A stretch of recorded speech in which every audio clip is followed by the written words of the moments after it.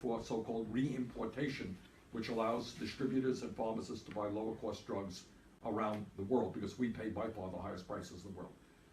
So if Trump is serious about that, let's work on that. Trump said, Bill, during his campaign, this is really interesting. He So said, on the drugs, if I can, that's one area where you believe possibly Democrats and Donald Trump could work together? possibly. Now, the problem with Trump is he's a pathological liar. I mean, and I hate to say that, because I don't say that about, my Republican colleagues. They're conservatives. Doesn't make this mean them to be liars. They believe what they believe. You don't know what Trump actually believes, if anything. All I can tell you is he has stated on more than one occasion, most recently, that Farmer is getting away with murder. That's an exact quote.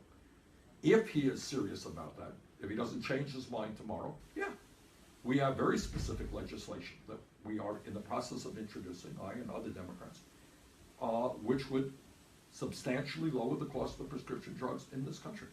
And if Trump wants to work with us on that, great, let's do it. That's what the American people want. Another area, Trump has obviously ran his campaign on the fact that the American economy has lost millions of decent paying jobs as a result of disastrous trade policies, NAFTA, permanent no trade relations with China. Now, again, with Trump, should we believe what he said during the campaign? Is he really going to fight for policies that will make fundamental changes in our trade policies? I don't know the answer to that. Nobody does. But if he, in fact, is serious about changing our trade policy so we protect American jobs and American workers rather than the CEOs of large corporations, we've got legislation that we're going to introduce. We'd love to have him on board that legislation. Infrastructure would be a third example. He's talked a lot about a crumbling infrastructure. Our infrastructure is crumbling.